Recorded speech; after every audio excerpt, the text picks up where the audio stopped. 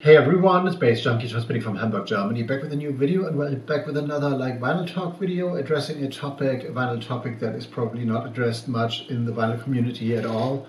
But first of all, there is a thing I want to mention because it highly amuses me, because someone, and I'm pretty much sure I know who it is taking time out of his or her day to go on a streak and dislike every video on my YouTube channel here and also on the baze.djunkiii Classics channel, which is the channel where I run my DJ sets and stuff, and I guess with the intention to hurt my channel in a way because of dislikes and stuff. And well, the interesting thing is, well, apart from the fact that that person I'm thinking about is absolutely psychotic and out of his or her mind. The interesting thing about this, and I know it's only one person because I usually don't get dislikes on my videos at all, is that YouTube,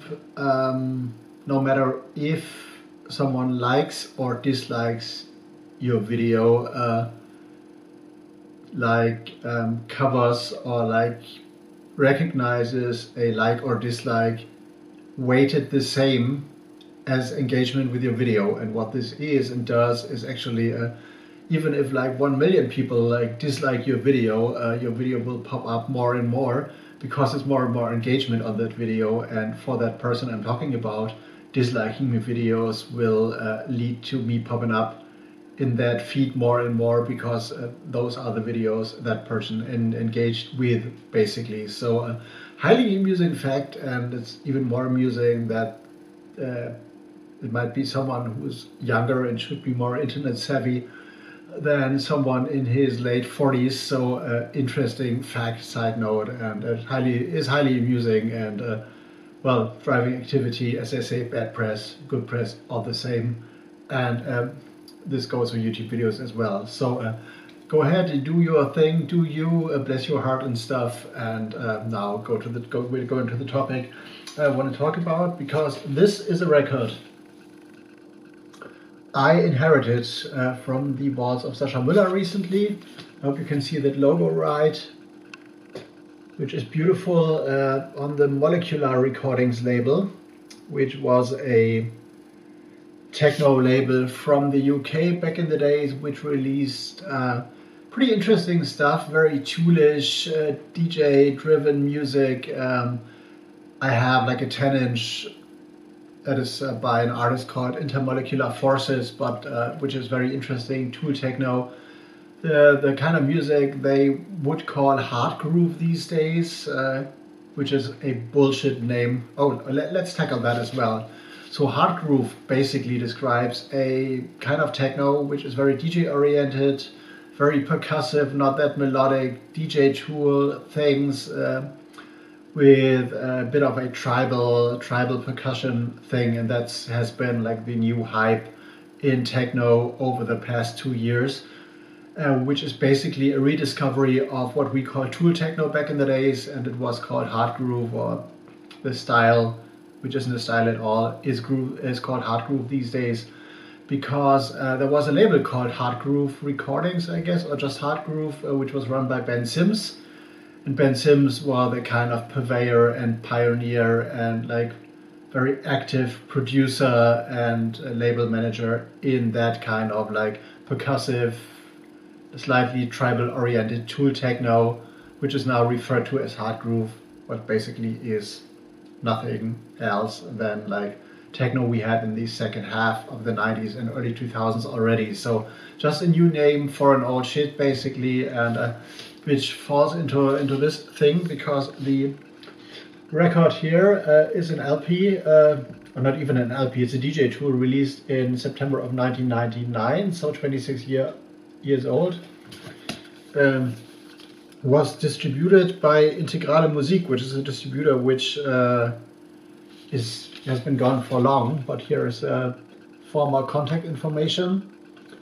And what this is basically is a DJ tool with 36 loops. So how this works is usually a record has one groove that is going around in a spiral, and then like in the end of the record the spiral gets tighter and tighter and the ends and stuff. And what you can do is you produce not a track, but like a piece of music that is, I don't know the exact length of that, I guess 1.3 seconds or something like that, which is BPM wise, so beats per minute wise, exactly a rotation speed of the turntable times 4, which is like 133.33 RPM usually, and if you want to go high, it's like 180 for 45 RPM records. And then you have like 1 bar of music basically looping around, and you cut it as a closed circle. So it's like you don't have like a spiral cut usually, but you can do it as which is done in here. You have like a small piece of music that leads into a closed circle, so a DJ has a little bit of a pre or intro basically, so maybe you do like 2 bars or something like that, so, or like you have like 32 beats and then the whole thing is locks in a closed circle. So basically on those records you have like a set of concentric circles, concentric grooves, instead of like having a spiral, which looks like this. It looks very beautiful. And all of these, hope you can see those right. I'm going to move the record around a little bit. A lot of artists involved in here. Here's the Molecular Recordings logo on the thing. And all of these circles, 18 per side, are basically individual bars and individual loops, techno loops, which a DJ can play basically forever if he wants to. Usually they are used in addition with other tracks, so you can like have 3 of these on 3 turntables, mix them together because they're all the same speed, so that is easy to do. And then manipulate the frequency with the EQ, like high, mids and lows, and layer them in different ways. Or you can have like 2 tracks playing basically normal like techno tracks running out over 5, 6, 7 minutes, and layer those beats on top.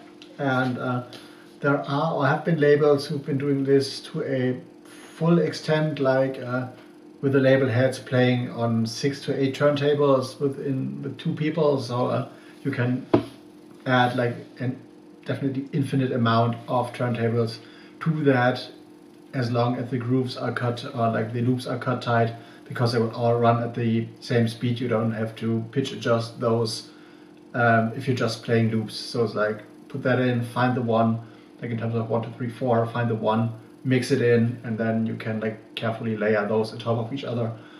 And if the turntables are set up right, they will play in sync indefinitely.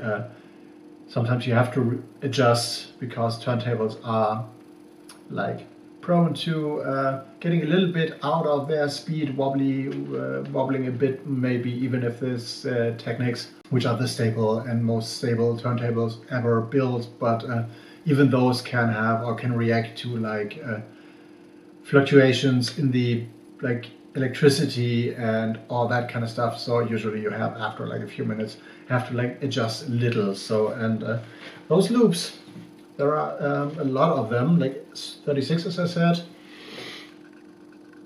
can be used in a techno set, or can be used even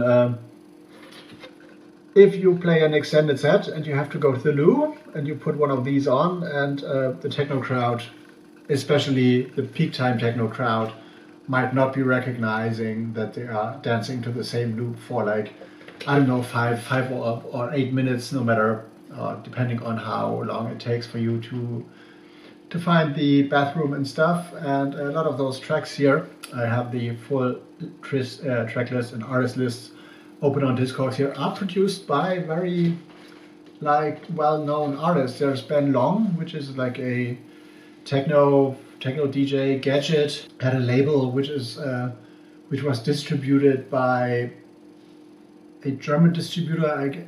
I'm not sure what the name was, but they also distributed like fine audio recordings, Still MB, the label by Michael Burkhardt, and all Zenit, I guess they did as well, and a lot of things ELP Media maybe. So Gadget had, as far as I remember, a label run by ELP Media as well. There is Gatech, there is Danny Franson as GF, also a like purveyor and not pioneer, but producer of Tool Techno as well. Colin McBean, a famous UK DJ. Holy Ghost, which released records on Superstition Recordings in Hamburg back in the days in the late 90s, which was a label I used to work for extended periods of times over many years. So I've been with them like in the late 90s when I first started, then I had a stint like in the mid 2000s, and then later on like in the early 2010s, I guess. Inigo Kennedy is a name that is familiar to all techno guys. Chris Liebing, of course, a famous German DJ who is said to have invented the style Schranz, which isn't a style either, but this is a different story. Oliver Ho, which runs Meta Recordings, I guess, which is one of the most distinct techno labels, I guess, because it has like a very organic tribal groove, a lot of like stuff that is not really 4 to the floor. Well, the counting is 4 to the floor, but it's very organic and oftentimes very like with rhythms that are like kind of feathering and also like leaning into breaks and more tribal and more abstract techno jazz elements, which is one of my favorite labels definitely in terms of techno, even though I don't have that many of their releases, mostly due to financial restrictions, but they put out very interesting stuff. Then there is Andy Ridgely and Richard Rivera, which is also which have released on AMC, I guess it was called, like usually a black label, yellow or orangey logo, AMC Recordings. I have one of their releases as well. Davide Schilasse, which is an Italian guy living in the UK, I guess, might be one of the founders of the label, I'm not too sure. There's also Umek, which is very famous for his electro techno things right now, or became very famous. He's out of somewhere in Eastern Europe, I guess, Croatia or something around there, I'm not too sure, and many other guys. So this is highly interesting, highly toolish, so not of use if you're like a collector of records and just want to listen to music, but having those loops around, or one or many more of those records while playing a DJ set, can even enhance your set. If you only have like 2 turntables, because sometimes there is it happens that you have like 2 tracks on one record you want to play, but there is a break in between, so that is a thing you don't want on the dance floor, because you want the people to dance continuously, so the music has to go on and on. So you can also use this record or others that are also loop based, of which are many basically, to bridge that gap, or like provide, if you have 2 records that are probably very melodic or harmony driven, and they don't really match in terms of harmonic mixing, or like sound a little bit dissonant, you can also like throw in one of those loop records in between and build a bridge between 2 records. So it's like you're going out of the last part, building a bridge into a loop, which you let run for like 20 seconds or whatever, and then meanwhile taking the record off the other turntable and start to mix the next one in. So this will also be a thing in which those loop records, can be very functional. And as far as I remember, this is the only one on Molecular Recordings that has this loop approach.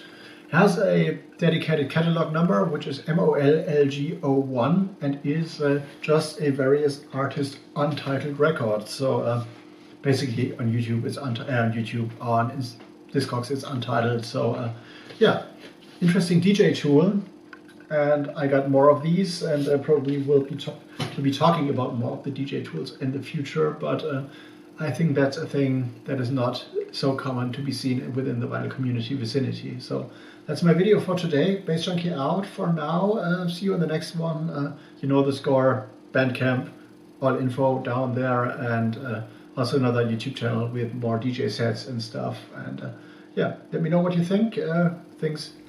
Comment section is open. I'm gonna read and reply as soon as possible. BAZE.JUNKIii out. See you soon.